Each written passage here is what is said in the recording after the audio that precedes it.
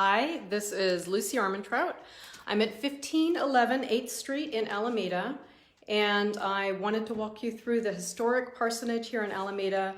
I know that there may or may not be people online now, but if you have questions and you are online, or if you watch the video later, please reach out to me if you have questions. So quickly, a history. This property was built in 1896, pardon me, I have notes. Basically in 1886, Alameda was a gold rush boomtown. In 1886 or thereabouts, the Santa Clara Methodist Church came here, and their pastor, John Elbert Wright, came to town, built this parsonage for his wife and 4 sons, and in 1896 the house was completed. The parsonage here remained active, and the church as well remained quite active in Alameda community life. In the Great Depression, this was one of the places, purportedly the first place, that set up a neighborhood co-op to hand out food. They partnered with Dole as well as some other food producers and bought foods at a discount and then resold them to church members at cost. So in 1960, the church relocated due to a series of arson fires that burned down a number of churches in Alameda. The church moved to the other side of town, but the parsonage remained. It was abandoned in about 1960, and in 1970, it was purchased by HUD, was recognized somewhere between 1967 and 71. They did a historic survey that recognized this house as one of 125 significant historic homes in Alameda. And so I just wanted to take you through the house. It is for sale now. It is, well, you'll see how many bedrooms and baths, but in brief, 5 bedrooms, 1 very large closet, which is actually legally a 6th bedroom according to an appraiser, 3 bathrooms, just about 2,500 square feet, and the list price is $1.435 million, $1,435,000. But I want to look at the details with you because that's more fun. So if you want information on the listing, you can go to 1511-8thstreet.com, 1511-8th Street. That gives you price, photos, all kinds of good stuff. You can do a virtual walkthrough. But for now, let me take you through the home. All right, spinning you around. Oh my gosh. Sorry, I'm just not a professional at phones. Okay, so I'm inside here because it's rainy. I'm going to start you actually at the front door. So we've got the interior of the front door. You can see the view outside. Hi, Gabriella. And the living room. This is a period fixture, colonial revival fixtures. You can see the living room's got a ton of light. Just a quick shout out to Maxwell Kennedy Staging, Danielle Maxwell and Summer Kennedy, who do a wonderful job of staging my listings. But back to the house. I'm going to take you outside in a moment, but I wanted to point out this is not an original fixture, and the medallion is actually believed to be a reproduction, but the maintenance of this home over the last 60 years has been in the hands of one family that has worked very hard to restore it to sort of original condition. You can see the window molding, and not sure to what extent you can see there's a sort of a picture rail up there. It's hand carved. You don't see this available anymore. It's been painted. You'll see in the dining room there's the same trim, but it's been stripped actually, so it's not painted. Pocket doors, I left those open a crack. They do close all the way, and that goes to the dining room. But before I get ahead of myself, that's the room I started in, so I wanted to introduce you, but let's start outside on 8th Street here. If you go 2 blocks up that way, you get to the park, the dog park. The beach is on the other side of the park. If you can see, there's a school ground there, and this house has first priority for admission into Maya Lynn Elementary School, which is a really coveted school here in Alameda. You go that way just a few blocks and you're at the Webster Tunnel, so you're very well located. Show you the garden quickly while we're out here. It's growing into place. It's nice and fresh. There's a little pathway here that takes you down to a private entry to one of the lower level rooms. Okay, enough of this outside rainy stuff. Oh, but you have to see the door.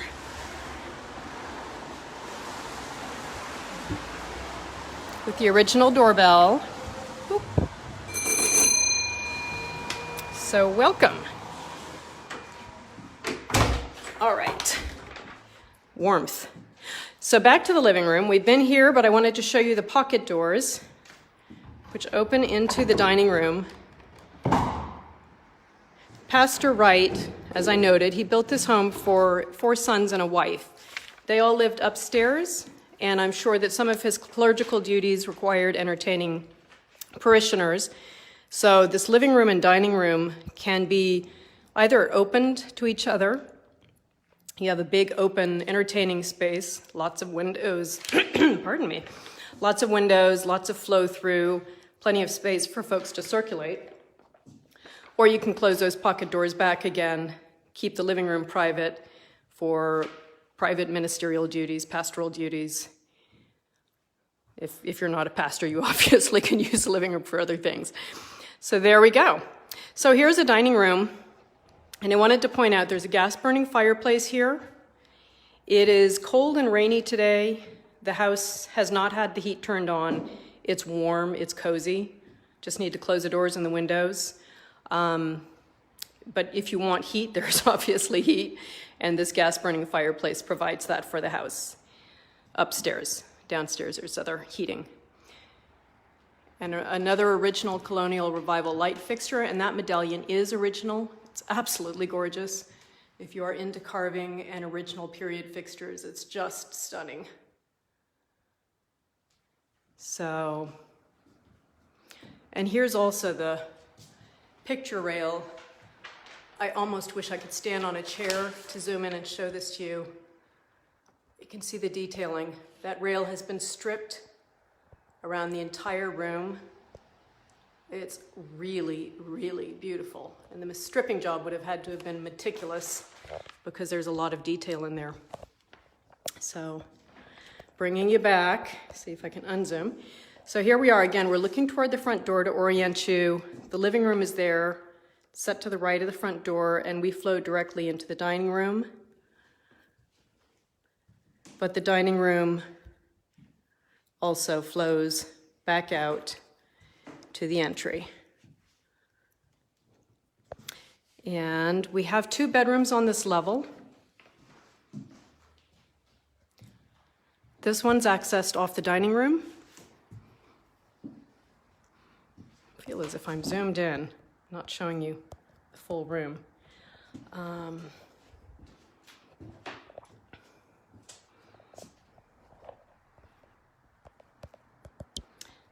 Oh, that's not what I wanted to do. Okay, there we go. So here is the bedroom that's just adjacent to the front door. Again, period light fixture, ceiling medallion, the plaster medallion. You have a picture rail up there, and this is different trim for the windows. The other public rooms had florets at the top. This has got different trim. And it overlooks the front garden and that little gated area, which provides that private access to the downstairs room. This room connects to the other upstairs bedroom. This is not a period light fixture, but it's a very cool light fixture. Actually, it might be period, but it's not original to the home. And this goes over to the second bedroom on this primary floor, upper floor, with a little loft sleeping area. Can't really show it to you without climbing up, and I'm not going to do that right now because I want to get through the house first. But this room has west-facing windows, lots of light. And here it is looking right back at that first bedroom on this floor through the Jack and Jill bathroom. And I wanted to point out, I'm going to develop on this more, but got a hatchway here above the bathroom, and then a huge hatchway. It looks almost like a door for, I don't know, hobbits or something in the ceiling in this front bedroom right off the dining room. And those go up into the attic, which we'll visit later. So moving through the dining room or off of that second bedroom, either way, you get to the kitchen. Butcher block counters. And this has actually been updated, but it was updated in a manner to sort of blend in with the original fixtures. You can see that it's built to accommodate a lot of people. This was kind of the heart of the home in the old homes, and the size reflects that. Once again, that beautiful vintage fixture. This is your kitchen fixture, which I think is kind of beautiful. And the medallion, original.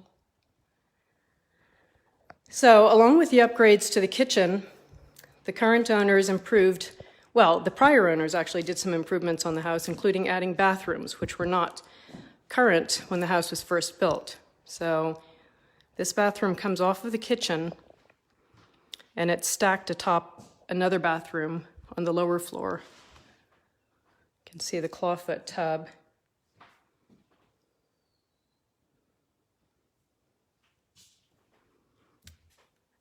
A separate water closet.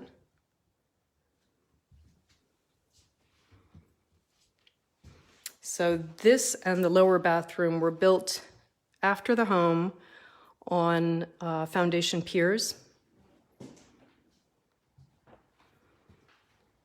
That's how we can tell they were built at a different time. I'm going to head downstairs and show you what used to be the parsonage, sort of the community room for gatherings.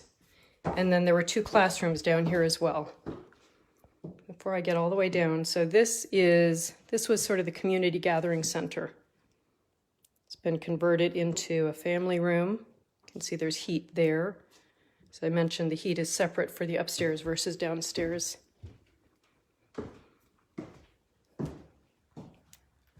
A view to outdoors, some potted plants and extra 2x4s for those who need them. The laundry is tucked here behind this screen. The screen is there simply for aesthetics, for showing, but you can see there's a cabinet behind for detergents and things like that. Laundry hookups, doggy door, all tucked underneath the staircase. Off of this room, we have what is now being used as the master suite. Again, this was one of the classrooms that Pastor Wright used. And this obviously has a doorway directly to the garden, which we can visit in a moment.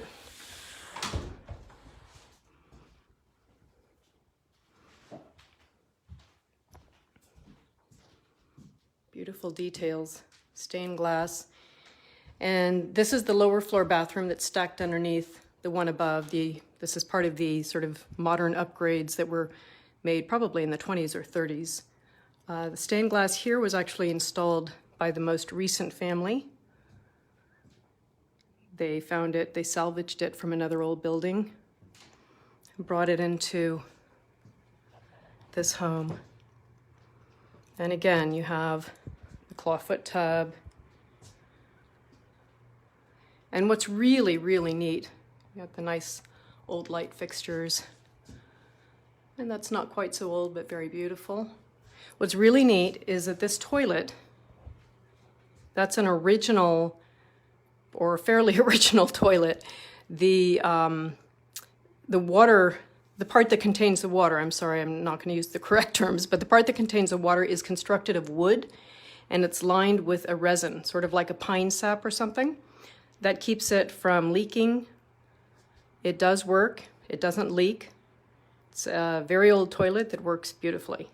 And it's just really neat. Copper pipe connecting the toilet to the water basin on top.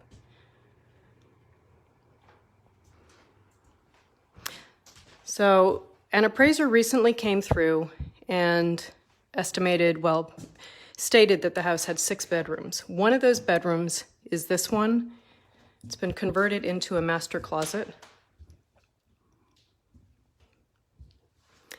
with a chandelier, of course. And because the only access is through the master bedroom, there actually was an opening to a hallway that provided independent access, but the prior owners sealed it off and made the only access point be from their master bedroom. And it therefore makes for a really, really spacious closet, and you don't have people wandering through accidentally. Excuse the stuff under the stairs, that's being removed. So back through what was the community room, and got a hallway with hammered tin ceilings or hammered metal of some sort. It could be aluminum for all I know. And the light is an original pull chain light. And what we have here are 2 bedrooms, which could also be used as an office, or there are a number of uses these spaces could be put to. This one has a doorway that opens out to the yard into that little area that you could see from above, the fenced area. So you'd access this through the gate from the brick walkway in the front yard and have direct access into this room. And then on the other side, so it'd be the home's lower right corner, you have another bedroom or possibly home office. And it also has independent access from outside. This door actually opens onto the driveway on the right side of the house.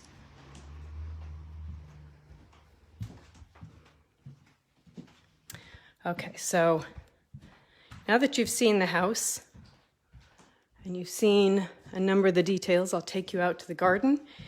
And as my last thing, I'd like to take you into the attic because it's huge and it's very interesting. Okay, another fenced area here. This is the right side of the house you're looking at. I believe this is a passion flower vine. Blooms heavily in the spring. Wrap around, and this is a faux turf.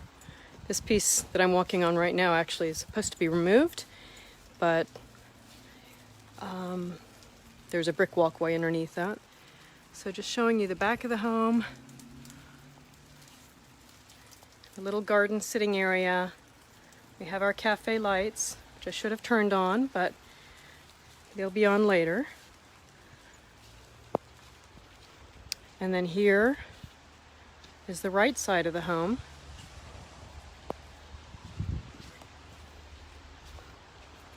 If we follow this pathway up,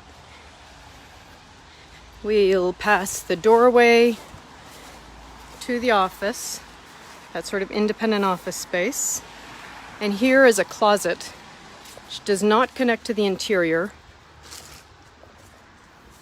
It's purely for storage of stuff, for easy access. It obviously locks.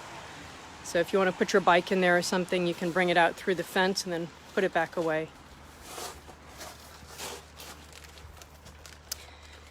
And for my last little bit of this tour, bear with me while I take you back up into the attic.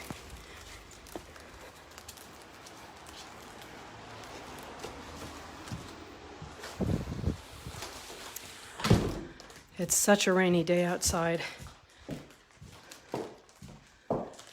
Okay, so we're coming up again from the community room, which is now the family room, up to the kitchen.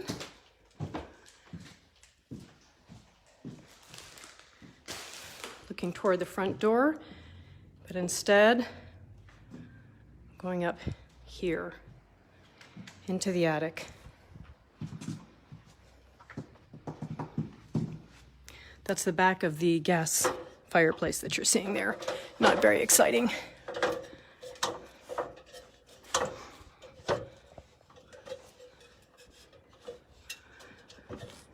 So the attic has been cleaner and will be cleaned by close of escrow.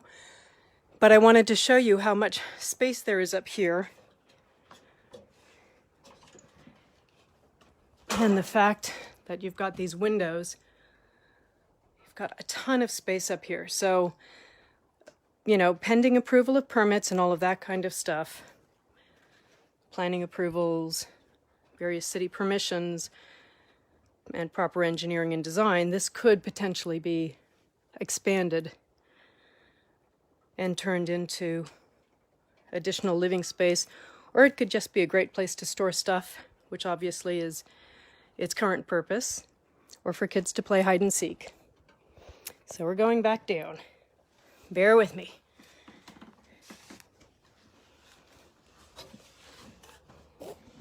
Oop.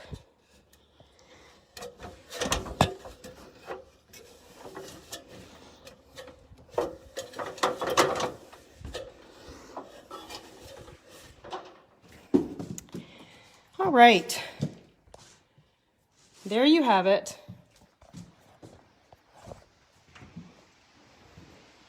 That is the beautiful historic parsonage.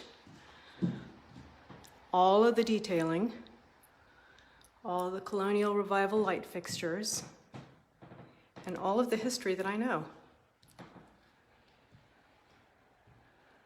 The last family bought it about 60 years ago, and it's been passed down from one generation to the next.